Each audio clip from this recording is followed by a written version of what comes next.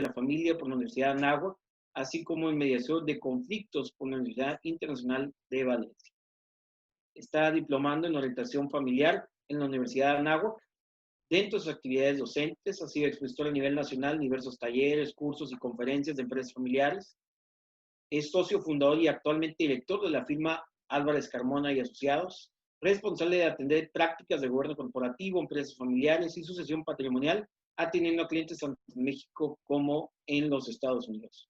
Fue consultor asociado en el Centro de Empresas Familiares de la Universidad de Monterrey y dentro de sus actividades institucionales ha sido instructor del Instituto de Alta Dirección de Graduate School of Business de CETIS Universidad.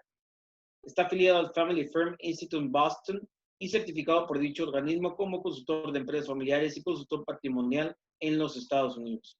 También está certificado como en el uso de herramientas MBTI, Poly Consulting Psychologist Press de Mountain View, California, y fue miembro de Entrepreneurial Management Center de la Escuela de Negocios de San Diego State University. Y también es contacto en México de la American Academy of State Planning Attorneys, hecho por el cual, la verdad, me siento muy congratulado, muy feliz de tener el día de hoy a nuestro querido expositor, el contador Armando Álvarez Carmona. Bienvenido, contador. Muy buenas tardes, ¿me están escuchando en este momento?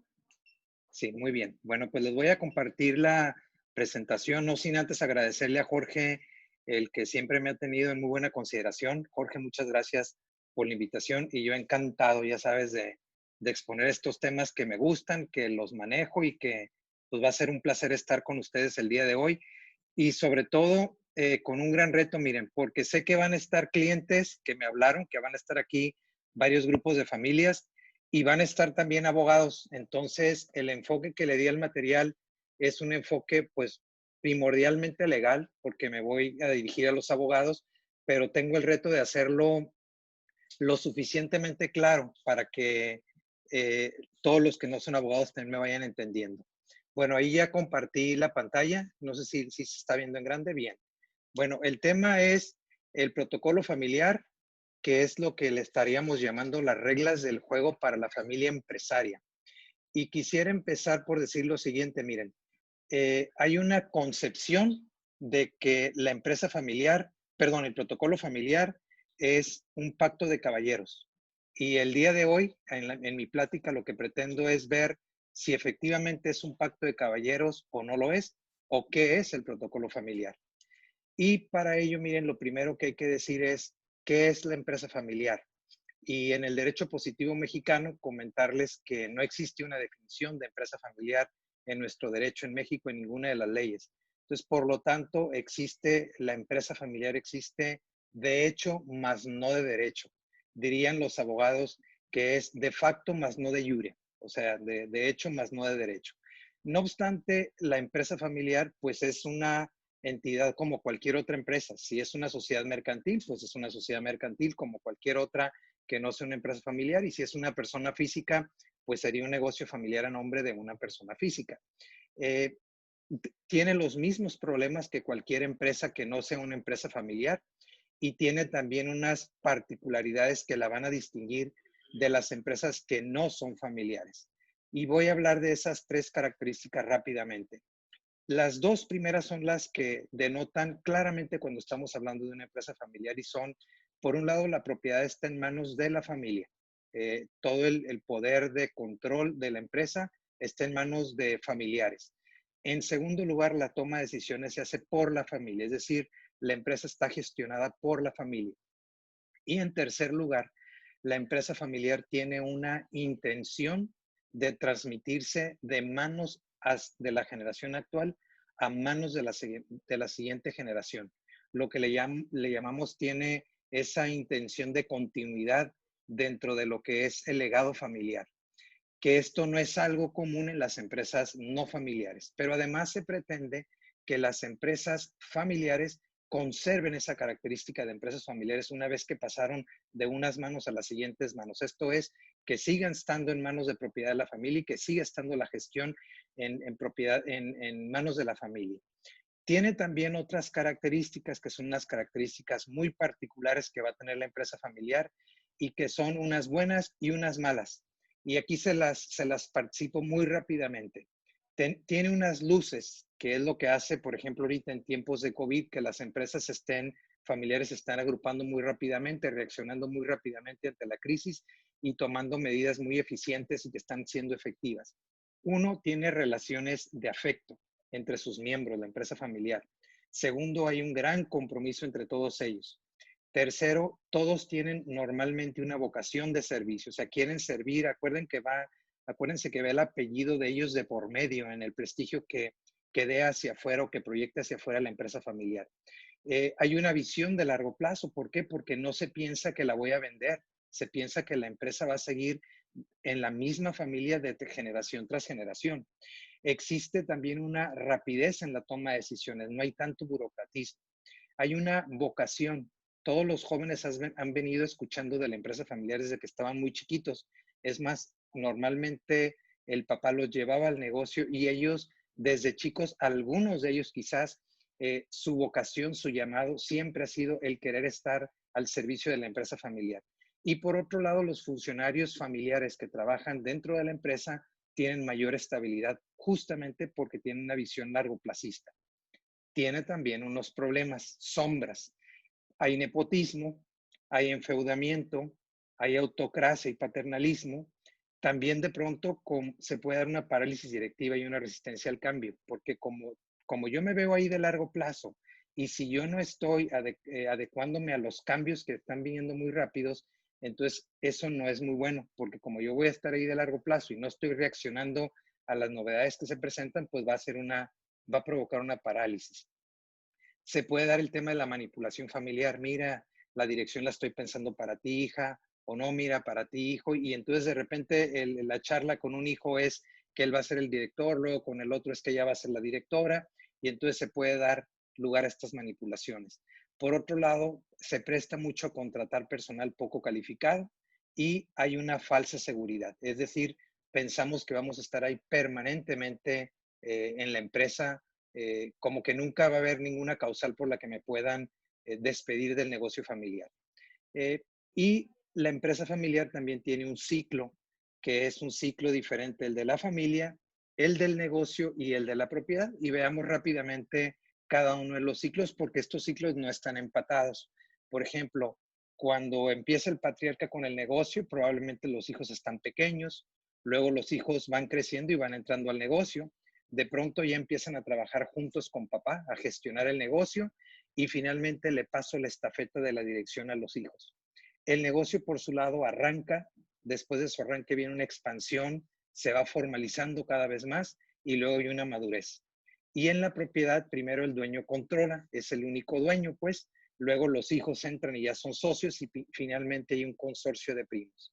Y cada uno, miren, de estos cuadrantes, el ciclo se vuelve a repetir porque mis hijos crecen, tienen sus propios hijos, luego sus hijos están pequeños y se repite el ciclo. Y los negocios, como ustedes saben, arrancan, se expanden, maduran y luego reinventan su negocio y otra vez buscan otros nichos y vuelven a arrancar. Lo que quiero decirles es que estos ciclos no corren de manera pareja, no van corriendo igual. Unos van llevando un tiempo y otros van llevando otro diverso.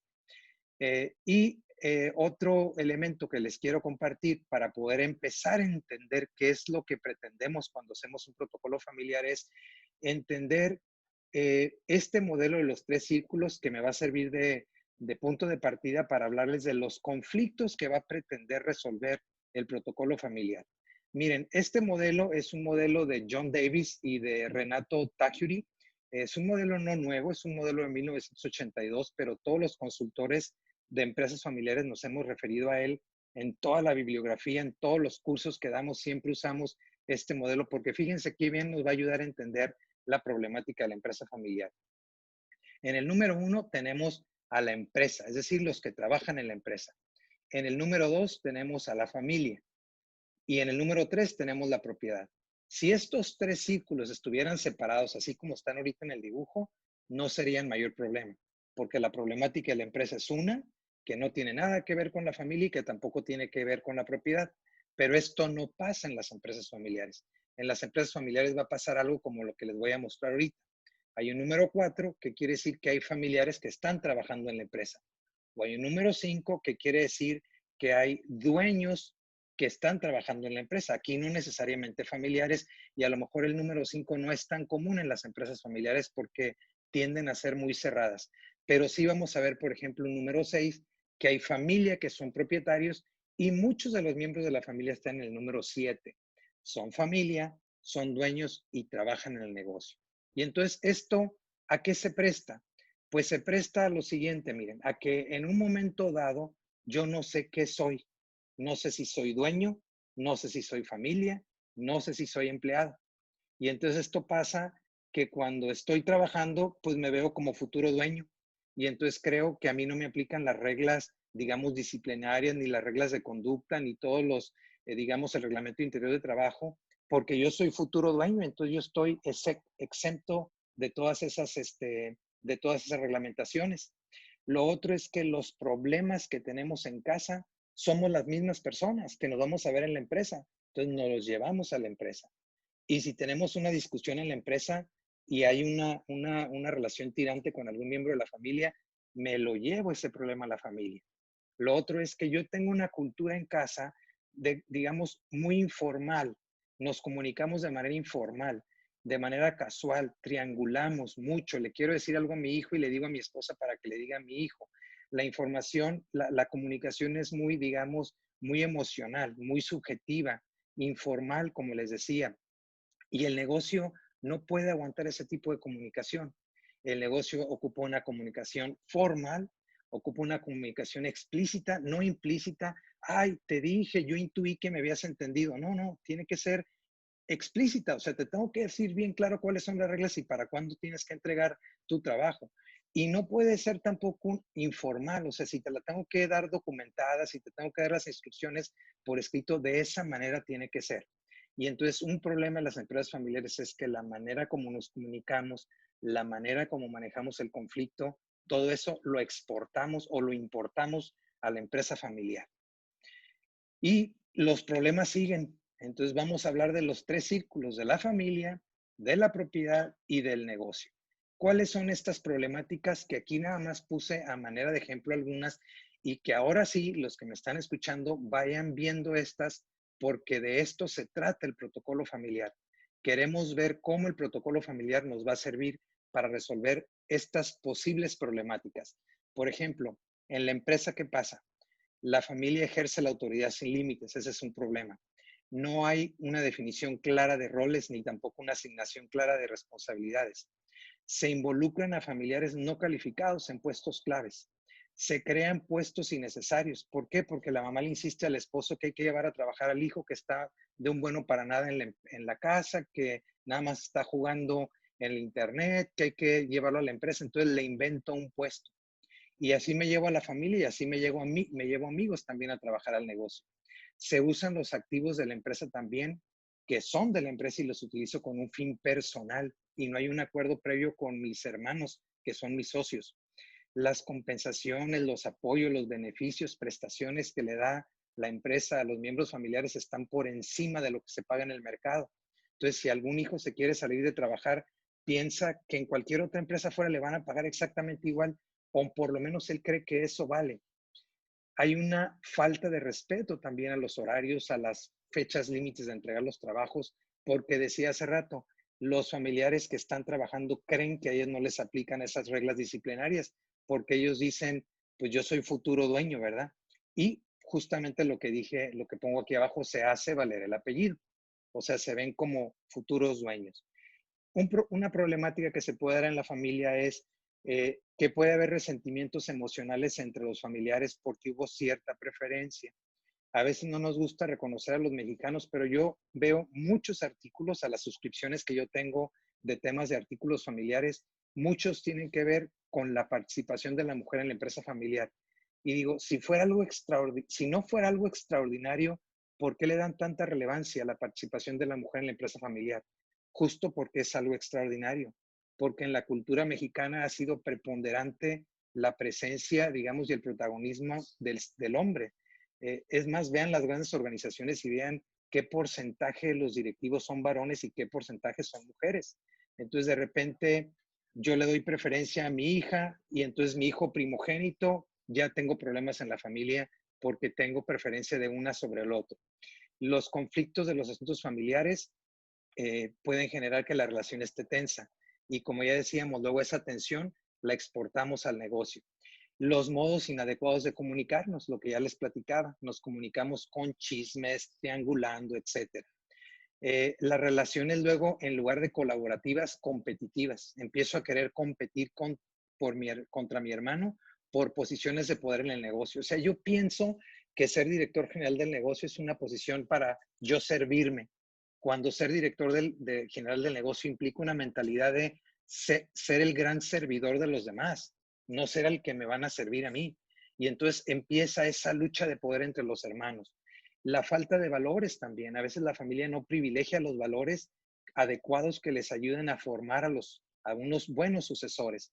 Y también la resistencia a querer escuchar puntos de vista diversos. Normalmente papá piensa que las generaciones más jóvenes no tienen mucho que aportar. Creo que ahora el COVID nos está enseñando a los que somos baby boomers a ser más humildes, a escuchar a nuestros hijos y a ver cómo podemos adecuar la tecnología para justamente manejarnos en este periodo de la pandemia.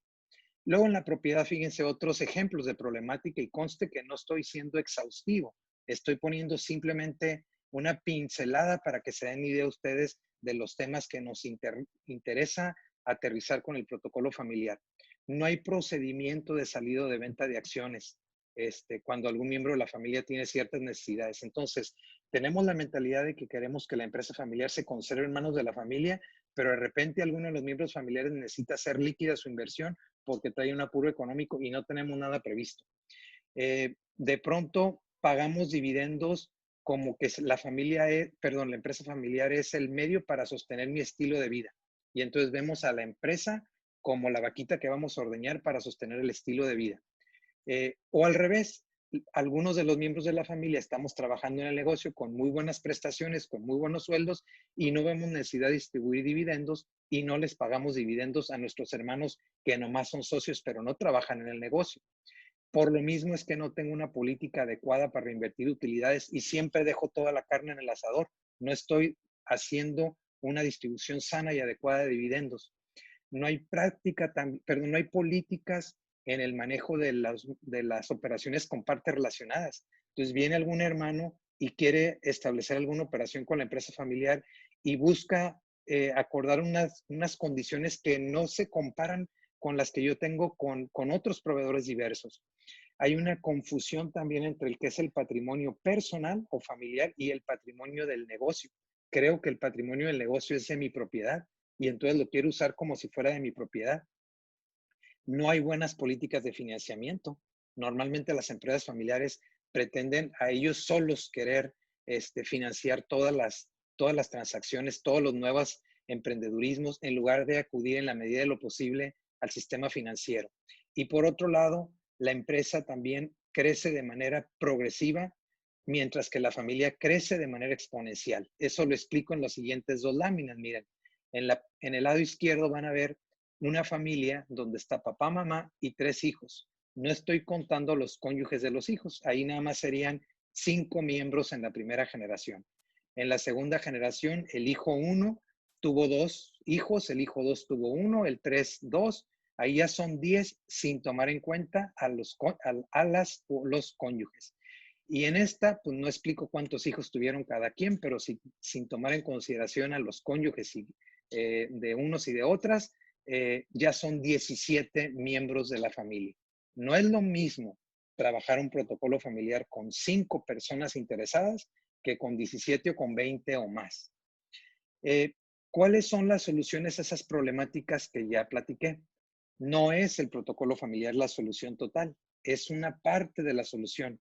Y antes de hablar del protocolo y que no se vayan a quedar con la concepción de que el protocolo es todo, quiero explicar las diferentes etapas o los diferentes aspectos que se van a cubrir con una familia empresaria para poner solución a esta problemática que les acabo de plantear. Por un lado, vamos a ponerle un gobierno a la familia. Y ese gobierno implica elaborar un protocolo familiar, que es lo que va a versar el resto de la plática que a mí me compete. Si es necesario, dependiendo del número de miembros, crear una asamblea familiar.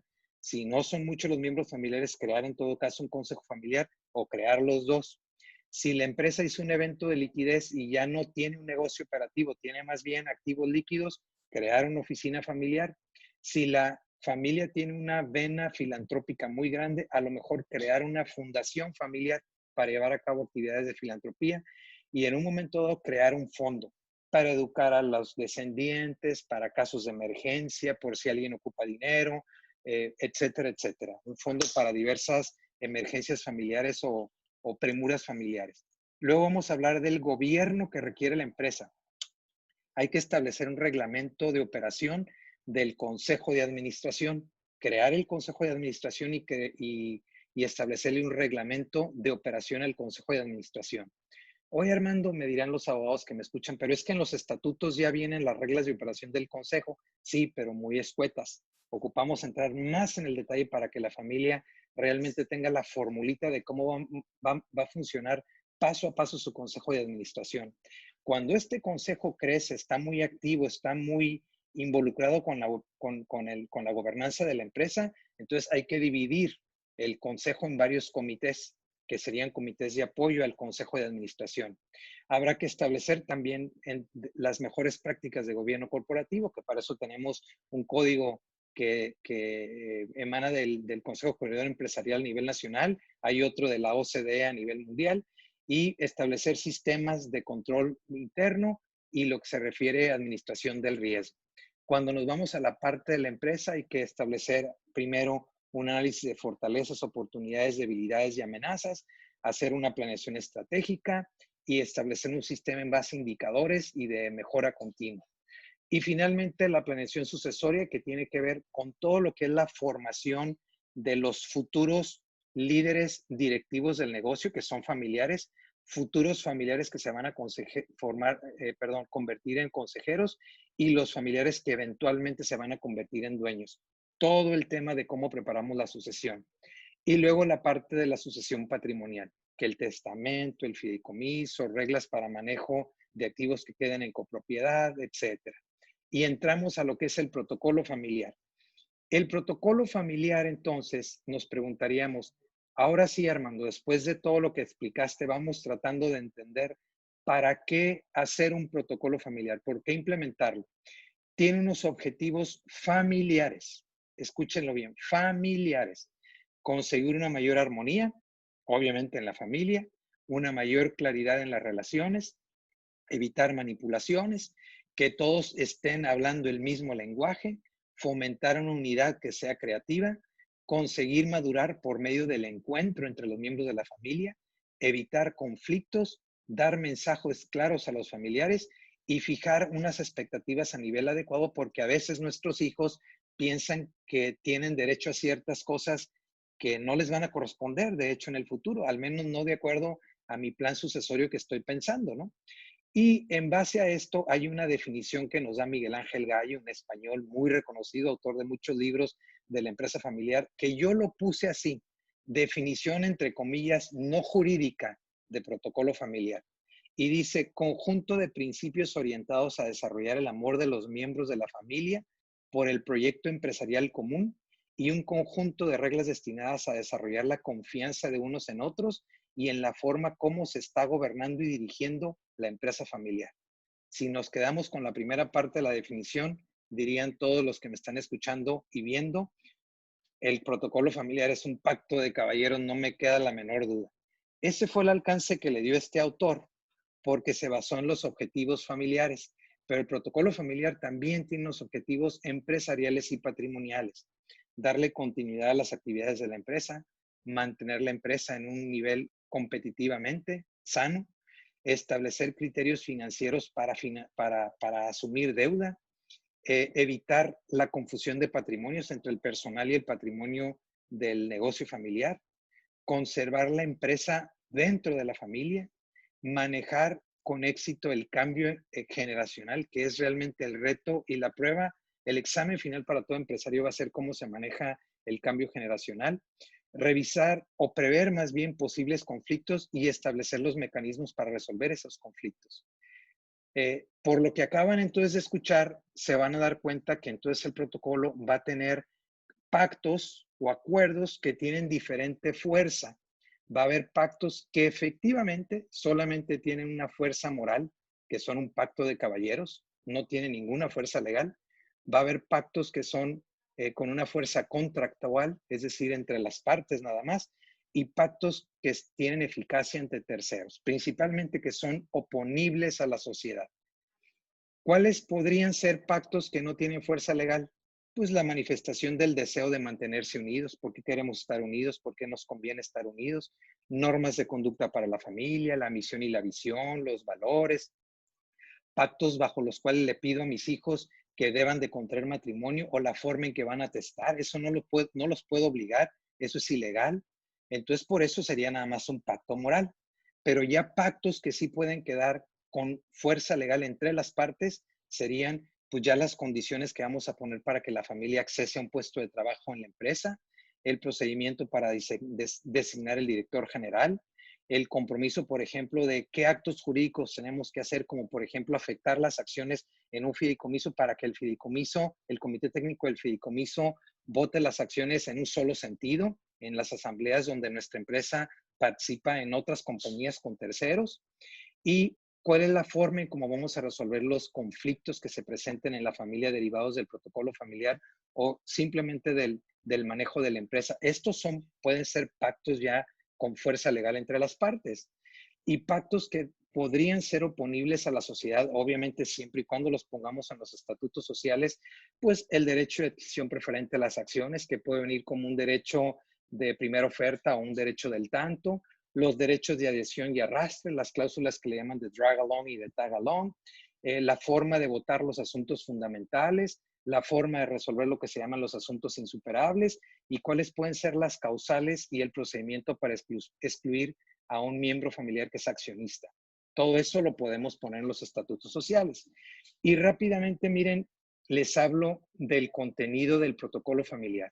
Muchos nos preguntan, bueno, pero entonces, ¿de qué habla el protocolo familiar? Me estás dando ideas muy generales, estoy entendiendo entre unos pactos de caballeros, unos pactos entre las partes, otros que dices que van a ser oponibles a la sociedad.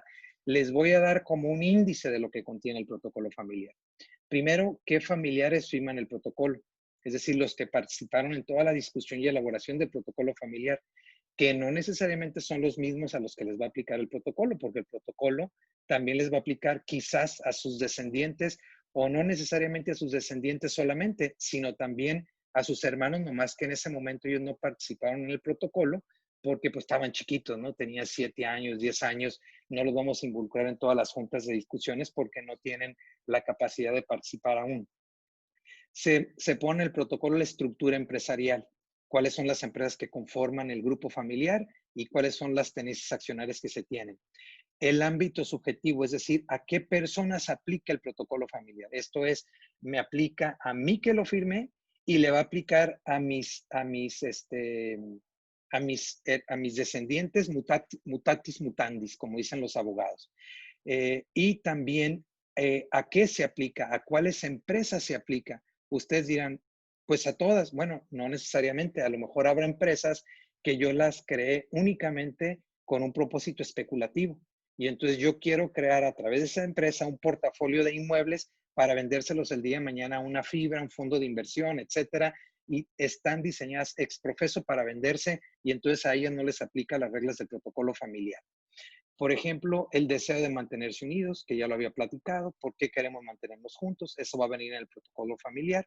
Algo que no mencioné, también incluimos la historia familiar en el protocolo familiar.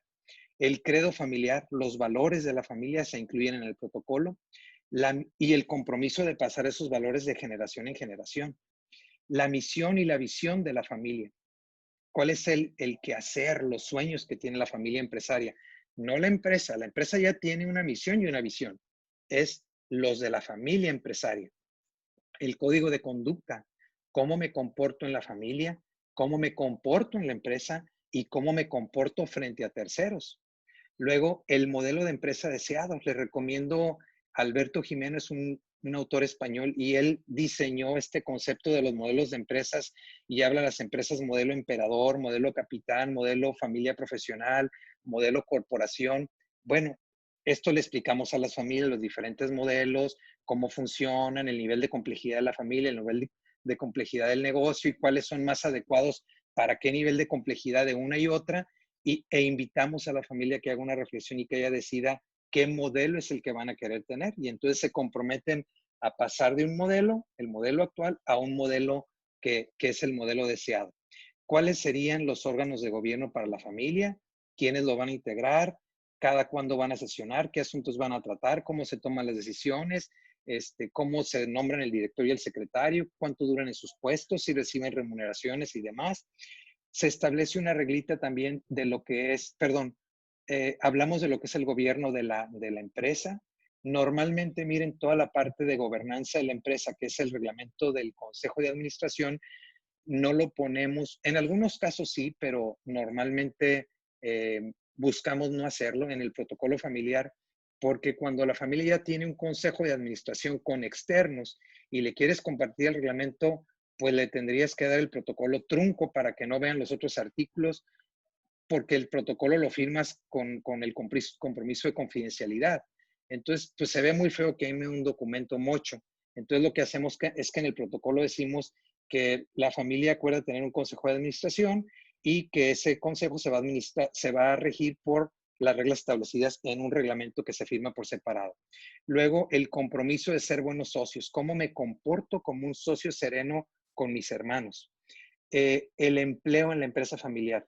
¿Quiénes pueden entrar a trabajar? ¿Quiénes no? ¿Cuáles son los requisitos para que entren? El tema de las vacantes, las condiciones laborales una vez que entren, su evaluación de los jóvenes, sus sueldos, por qué se les puede despedir, si se les puede recontratar una vez que ya fueron despedidos o que renunciaron voluntariamente. Hablamos de la formación de los familiares, de los que trabajan en el negocio y de los que no trabajan, si les va a pagar la empresa, si les va a pagar cada rama familiar, todo eso se discute, y si lo va a pagar la empresa, entonces qué tipo de formación. O sea, soy una empresa que está en el tema de la ingeniería electromecánica y mi hija quiere estudiar un tema de corte y confección. ¿Ese curso se lo puede pagar la empresa familiar o eso es algo que tiene que pagarle directamente su papá? Hablamos de los beneficios económicos familiares, es decir, no lo que recibo como sueldo ni los dividendos, sino que la familia tiene un cierto patrimonio, que la casa de campo, que la embarcación, algunas tienen aeronaves, cuáles son las reglas de uso, los límites, los cuándos, los cómo, el mantenimiento, etcétera. Política de dividendos. Entonces tratamos de resolver ese problema del que yo hablaba, que luego no hay establecida una política de dividendos. ¿Qué pasa si algún hermano quiere préstamo? ¿Cuándo podemos prestarle? ¿Cuándo no? ¿En qué condiciones? ¿Qué pasa si debía otro préstamo previo, no lo ha terminado de pagar y quiere otro préstamo nuevo? ¿Si le voy a pedir garantías? ¿Si le voy a cobrar alguna tasa de interés? Políticas para evitar conflictos de intereses. Pueden usar el personal de la empresa, pueden usar los bienes de la empresa para temas personales, pueden usar las marcas, pueden competir con el negocio de la familia o abrir un negocio que en teoría compita, puedan, mientras están trabajando en el negocio de manera personal, estar llevando negocios que los llevan en el horario que están trabajando en el negocio de la familia. Eh, Pueden participar en actividades como, por ejemplo, en la Canacintra, en la NADE, y luego estarle dedicando mucho tiempo a estas actividades empresariales o camarales, digamos, profesionales, y luego no estar atendiendo la posición de director general del negocio. Pueden participar en política y seguir ocupando sus puestos en el negocio. Pues son temas que le llamamos conflicto de intereses. El tema de emprendedurismo. ¿Cuáles son las reglas para que nuestros hijos puedan traer nuevas ideas a la mesa? Y entonces, ¿cuáles son los requisitos formales? El que puedan traer ideas con un plan de negocios y con cierta formalidad, con ciertos estudios y con ciertos números, para que un comité pueda revisar y en su caso subir al consejo ese proyecto. Ahora, suponiendo que la empresa decidió entrarle, ¿cómo le vamos a ayudar a ese joven que trajo la idea? Le voy a decir, hijo, pues tienes derecho a participar en un porcentaje accionario. Y me dice, oye, papá, pero pues no tengo dinero, estás viendo que apenas tengo para salir el fin de semana. Ah, entonces le puedo establecer acciones donde yo le establezca un porcentaje de utilidades, aunque no tenga ningún porcentaje de propiedad. Pues entonces si tengo una sociedad anónima no va a funcionar, tengo que hacer una SAPI porque la SAPI sí me permite emitir ese tipo de acciones. Bueno, entonces sí te puedo dar acciones. Mira, todo aquel que traiga un negocio que sea aprobado por el consejo y que la vayamos a entrar, aquel miembro de la familia que haya traído ese negocio, se le va a participar por los primeros 3 años, por los primeros 5 años o a perpetuidad de un 20% de las utilidades que genere ese negocio, por ejemplo, o después de que se haya recuperado toda la inversión, por ejemplo, ¿no? Hablamos del compromiso empresarial también. La empresa tiene un propósito y es bien importante que todos los miembros de la familia conozcamos ese propósito. ¿Qué es lo que la familia empresaria quiere impactar a través de su empresa en la sociedad? Y luego viene toda la parte filantrópica, qué causas queremos apoyar, si va a haber un presupuesto, si vamos a hacer alguna fundación, si vamos a hacer actividades para procurar fondos, todo el tema de filantropía. Luego acuerdos sobre la propiedad, cuáles son los criterios de sucesión de la empresa familiar. Si hay necesidad de reestructurar el tipo de empresa, a lo mejor crear una holding, separar las propiedades en varias empresas, las que están como persona física, subirlas a nivel de una empresa, cuáles van a ser las reglas para que las acciones de las empresas se conserven en manos de la familia, cuáles transmisiones de acciones son permitidas una vez que ya pasen a miembros de los descendientes las acciones, cuáles se pueden, cuáles no, y cuando son hacia un tercero, con qué requisitos. Hablamos ahí de los derechos de adquisición preferente, los derechos de adhesión, los derechos de arrastre que ya les platicaba, el régimen matrimonial, el tema de los testamentos, la protección del patrimonio cuando hay alguna crisis, algún divorcio, algún embargo, algún riesgo financiero, que yo esté dispuesto a dejarme ayudar por el resto de la familia. Y luego viene la sucesión en el mando de la empresa. ¿Cómo o a qué compromisos adopta la empresa, la generación mayor respecto a la generación de más jóvenes? ¿Cuáles son las condiciones para que la generación mayor le deje la posibilidad de entrar a gestionar a la generación más joven? Y que no pase lo que yo le llamo el síndrome del príncipe Carlos, que su mejor momento físicamente, emocionalmente, psicológicamente, le pasó hace rato, porque la reina pues no ha dejado el cetro y la corona. Entonces, que eso no pase con nuestros hijos, que ya son unos cincuentones y todavía no pueden tomar decisiones en el negocio. Entonces, también a qué se compromete la siguiente generación en los temas de la gestión, ¿verdad? Porque eso de que andan jugando golf a las 10 de la mañana y todavía están en el club, pues los negocios no ocupan ese nivel de interés por parte de las nuevas generaciones, ocupa un nivel mucho más estrecho, mucho más intenso, ¿no?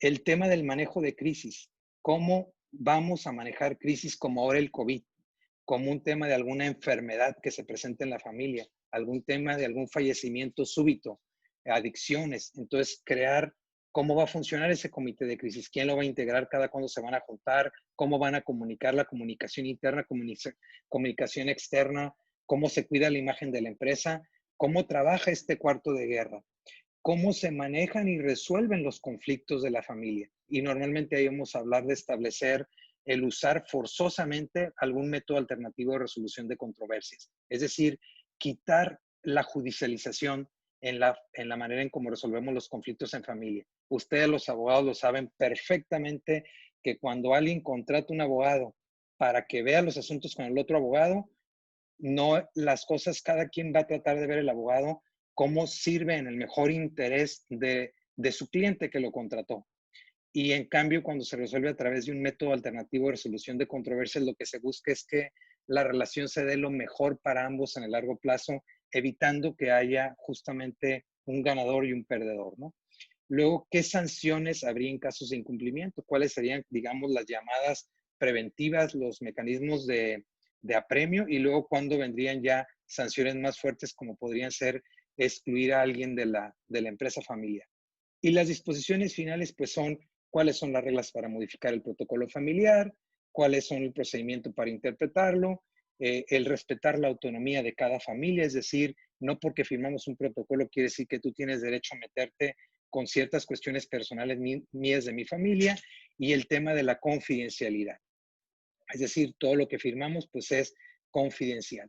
Aquí abajito les pongo una nota, donde entonces lo que les estoy diciendo es que cada protocolo es único. el alcance, la profundidad que se le vaya a dar a cada protocolo va a depender de la intención y del compromiso de los fundadores, de la madurez de la empresa, del grado de participación de la familia en el negocio familiar, del pasado y futuro que ha tenido tanto la familia como la empresa y en general de muchos otros factores que van a ser diferentes de una familia a otra familia y de otra empresa a otra empresa. Habiendo dicho eso, entonces podemos decir hasta este punto que el protocolo familiar entonces tiene dos tipos de elementos: elementos morales y elementos jurídicos.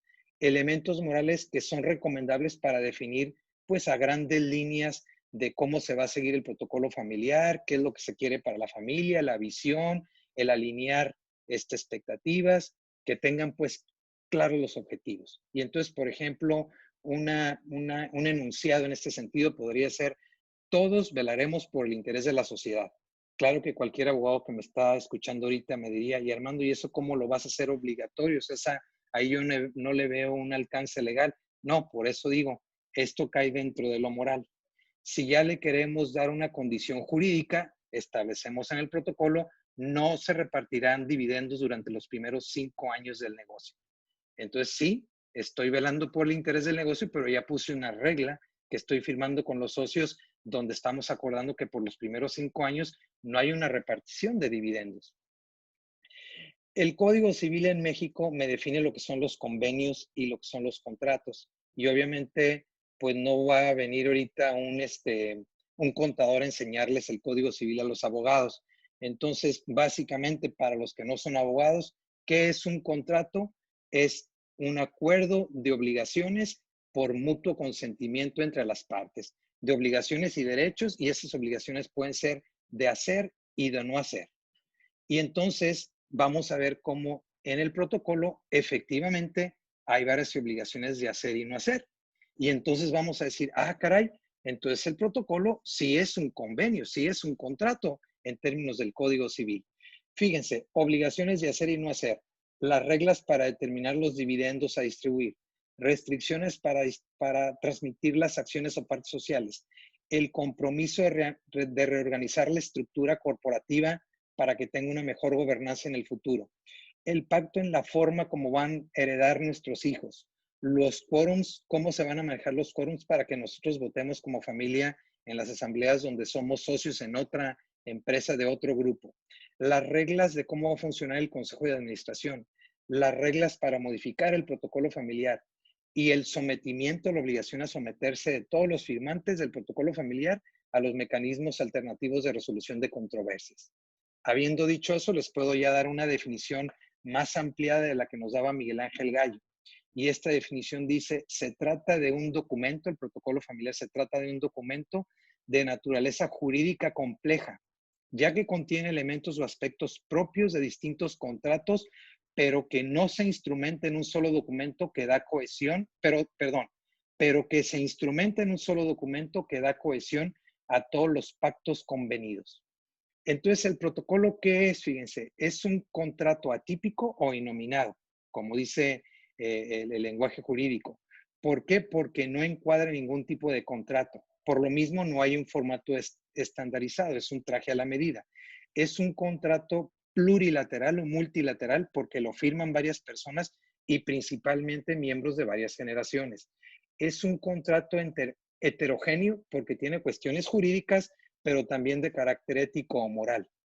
Y es un contrato marco porque funciona como límite de ciertas conductas familiares que efectivamente tienen un alcance moral y sirve de norma para que se ajusten otros pactos complementarios más concretos que va a haber necesidad de firmar.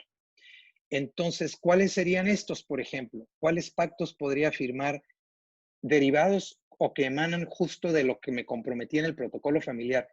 El testamento, un fideicomiso testamentario, eh, modificar o establecer mis capitulaciones matrimoniales, un convenio parasocial o extraestatutario, un convenio entre socios, donde para temas de derechos de arrastre y de adhesión le puedo meter todavía cláusulas de calls, de puts, le puedo meter primas o puedo no meterle primas, reglas de antidilución, una liquidación preferente a ciertos socios, cómo manejar acuerdos o desacuerdos insuperables, perdón, cómo resolver controversias, cómo manejar una dilución acelerada cuando hay un socio que no aporta lo que se había comprometido a aportar.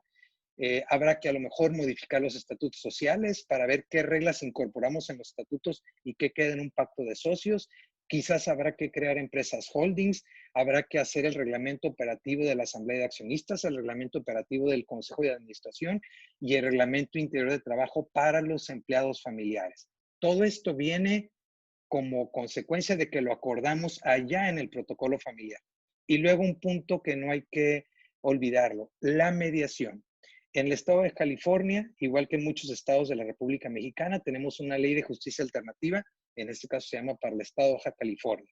Y esta ley dice que el acuerdo final al que lleguen dos partes en mediación, ayudadas obviamente por un mediador, donde el acta final levantada por este mediador se registra ante el director del Centro Estatal de Justicia Alternativa, CEJA se le llama en el estado de Baja California, tiene los efectos de cosa juzgada.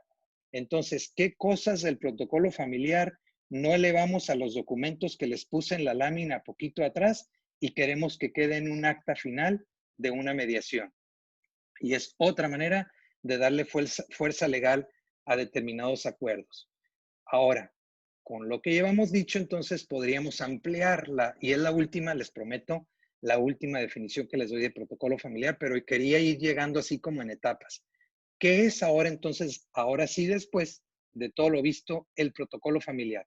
Se trata de un acuerdo marco de naturaleza jurídica compleja que contiene elementos o pactos propios de distintos contratos y que sirve de norma a la que han de ajustarse otros pactos complementarios de carácter más concreto, firmado entre familiares socios de una empresa, actuales o futuros, con la finalidad de regular la organización y gestión de la misma, así como las relaciones entre la familia, la empresa y sus propietarios, para dar continuidad a la empresa de manera eficaz y con éxito en la siguiente generación.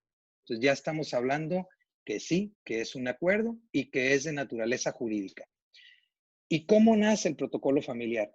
Nace primero en Estados Unidos como lo que se conoce como una constitución familiar y propiamente tiene la connotación de una constitución, así como nuestra constitución de los Estados Unidos mexicanos, igual que la constitución de Estados Unidos, que es como una carta magna de donde vienen muchas leyes reglamentarias de la constitución. Así nació la idea de la Family Constitution en los Estados Unidos, como una carta magna de la cual se iban a desprender otras, digamos, contratos reglamentarios. Luego nos vamos a dos países que son punta de lanza en todo el tema de pactos parasociales o pactos entre socios, Francia e Italia. Y ellos establecen el pacto de familia los dos, más con un tema, digamos, sucesorio de la propiedad y la gestión del negocio, pero sí para establecer ese tipo de reglas a qué se comprometía la familia propietaria con respecto a la familia de los descendientes y justamente ellos con los suyos para que el negocio se conserve en manos de la familia. Y los quiero llevar un poquito a Europa, a España, la madre patria, para que vean cómo sí existe en el derecho positivo de España, no en el nuestro, la figura del protocolo familiar y de la empresa familiar. Hubo una reforma en el año del 2003, el 1 de abril del 2003, donde se modifica la ley de la sociedad limitada, de responsabilidad, la ley de sociedades de responsabilidad limitada, pero ni se crea un capítulo, el capítulo de la sociedad limitada nueva empresa, donde se establece darle publicidad a los protocolos familiares, pero no dice qué son protocolos familiares, pero ya incluyó el término protocolo familiar. Y después a través de un real decreto, ya más cercano en el 2007, el 9 de febrero, se publica este decreto donde ya se establece cómo darle publicidad a los protocolos familiares. Y lo interesante de este Real Decreto es que por primera vez en una ley a nivel mundial se establece una definición de lo que es la empresa familiar. Entonces yo empecé diciendo en mi plática, la empresa familiar es una figura de hecho más no de derecho. Es de facto pero no de jure, decía yo. Sí, en el derecho positivo mexicano, más no en el español. En el español hay una definición donde nos dice que son aquellas en las que la propiedad o el poder de decisión pertenecen total o parcialmente a un grupo de personas que son parientes consanguíneos o afines entre sí. Y luego también nos da una definición de protocolo familiar. Quizás no sea la más afortunada, pero dice se entiende por protocolo familiar aquel conjunto de pactos suscritos por los socios entre sí o con terceros con los que guardan vínculos familiares que afectan una sociedad no cotizada en la que tengan un interés común en orden a lograr un modelo de comunicación y consenso en la toma de decisiones para regular las relaciones entre familia, propiedad y empresa que afectan la entidad. Fíjense ahí el modelo de los 3 círculos. Ya no me meto a los temas de publicidad porque esto no nos va a aplicar a los mexicanos, pero sí quería que vieran que el protocolo familiar sí tiene una concepción jurídica en España. ¿Qué es, pues, una vez que hemos visto todo esto, qué es el protocolo familiar? Es un contrato, pero es algo más que un contrato, porque además de incluir disposiciones contractuales que son propias del derecho del Código Civil, inclusive muchas de la Ley General de Sociedades Mercantiles, del mundo mercantil, del mundo de los negocios, incluye pautas ajenas al derecho. Entonces es algo más que un contrato. Si bien es cierto, cuando ponemos y nos fijamos en la obligatoriedad de las disposiciones que queremos que tengan una obligatoriedad, pues les vamos a dar primero que tengan el efecto de un pacto entre los socios o bien las hacemos parte de los estatutos sociales para que sean oponibles a la sociedad.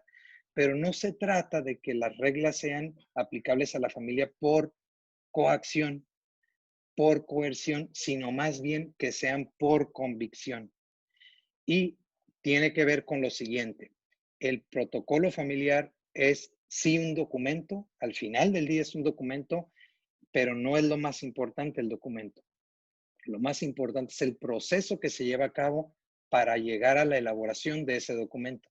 Por eso, a diferencia de un contrato de los que ustedes como abogados pueden ver con sus clientes, elaborarlo, discutirlo en un par de semanas, el protocolo familiar nos va a llevar probablemente mínimo un año o más, incluso en algunos casos, de 2 años, porque uno está discutiendo con las diferentes generaciones cada una de las pautas, alineando las visiones, los niveles de compromiso, los valores, las reglas de comunicación, etcétera, y vamos paso a pasito trabajando con la familia y de repente hay atorones y vamos a volver a revisar ese acuerdo y a ver, no está muy claro por esto y qué pasa si aquello. La familia participa activamente en la elaboración del protocolo familiar. Por eso es que tiene mucho más que ver la convicción que la coacción, aunque claro que vamos a poner penalidades y vamos a poner reglas coercitivas, ¿verdad? Entonces, ya estoy terminando, creo que esta es como de las 3 últimas láminas. ¿Cuáles son otras características que pudiéramos reconocer en el protocolo familiar? Pues es el comienzo de un diálogo, de un proceso de diálogo que se va a dar en la familia para poder llegar al documento final. Es un ejercicio de autorregulación porque ninguna ley me obliga a tenerlo. Es un intento de anticiparme a posibles situaciones que se vayan a presentar el día de mañana. Es un traje a la medida porque si bien es cierto hay temas sistémicos que se presentan recurrentemente en las familias, no todas los resuelven de la misma forma. Por eso es que decimos que hay tantos protocolos como familias que han elaborado protocolos. Y es un producto de una mediación. Mi rol es ser el de un mediador. Yo te voy acompañando, te voy abriendo los ojos, te voy ayudando a que veas posibles problemáticas, te voy ayudando con posibles soluciones, pero al final del día, quien dice con qué grado de intensidad, dónde sí quieren penalidades, dónde no, dónde cuáles, es la propia familia. O sea, quien decide el contenido es la propia familia. Por eso es que partimos de un menú, le damos a la familia un menú de temas críticos donde la familia nos dice cuáles temas les interesa incluir. Luego hacemos unos cuestionarios y unas entrevistas personales para ver la dinámica dentro de la familia y la dinámica dentro del negocio y hacer una evaluación de posibles problemas no resueltos tanto en la empresa como en la familia. Y también de ahí le vamos a recomendar a la familia, oye, fíjate que derivado de las entrevistas personales, que por cierto tienen el carácter totalmente de confidencial, son lo que se llama caucus, le llamamos, es una entrevista individual a la que todos tienen derecho. En esa entrevista yo puedo detectar que haya otras necesidades que se van de atender en el protocolo familiar.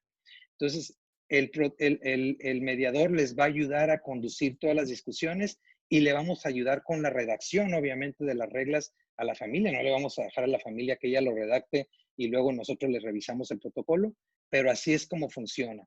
Entonces, en conclusión, el protocolo, fíjense, la preparación y la firma del mismo no es el fin de nada, sino el principio de todo. Se trata, pues, de pasar de ser una mera familia propietaria donde mis papás me heredaron las acciones de los negocios familiares a convertirme de familia propietaria en familia empresaria. Queremos tener un diálogo más objetivo, con más sentido, un diálogo más reflexivo sobre los tres temas que son parte del modelo de la empresa familiar: la familia, la propiedad y el negocio. ¿Por qué? Porque queremos que tenga una gestión más profesional, una dirección más profesional, para que tenga las mejores posibilidades de trascender a manos de la siguiente generación. Y entonces vuelvo a una lámina que ya les había mostrado con anterioridad. Estos son algunos de los temas que van a emanar del protocolo familiar. Todo lo que vamos a hacer en temas de gobernanza de la familia, de gobernanza de la empresa, en los temas de planeación estratégica del negocio, planeación sucesoria y planeación patrimonial. Bueno, y con eso pues abro el espacio si es que quedó algo todavía. Parece que ya no quedó para preguntas. Bueno, les agradezco a todos su atención. Le voy a pedir a los organizadores, con la confianza que tengo con Jorge especialmente, que me hagan llegar, que del chat de preguntas y respuestas, por favor, hagan un copia y pega, me lo mandan a mi correo y yo con gusto se los mando para que le compartan a todo mundo las respuestas, para que todo mundo pueda ver las respuestas a las inquietudes que me planteen. Les agradezco mucho, que les vaya muy bien dentro de esta crisis sanitaria y financiera en la que todavía estamos, y que Dios les bendiga. Muchas gracias. Muy buenas tardes, maestro Armando Álvarez. Un placer haber estado con usted y que nos haya compartido todo su conocimiento tan generosamente aquí a todos los analistas, a todos los asociados. Y por parte de ANADE Baja California le queremos entregar un reconocimiento muy bien merecido, y ojalá lo podamos volver a tener con nosotros en alguna otra exposición. Y el reconocimiento señala lo siguiente: la Asociación Nacional de Abogados de Empresas, Asociación Civil, Colegio de Abogados, Sección Baja California, y la Cámara Nacional de la Industria de la Transformación, Delegación Tijuana, otorga el presente reconocimiento al maestro Armando Álvarez Carmona por su brillante participación como expositor del tema Patrimonio Familiar en el Seminario Virtual de Gobierno Corporativo y Empresas Familiares, llevado a cabo los días 18 y 19 de junio del 2020. En Tijuana, Baja California, 18 de junio del 2020.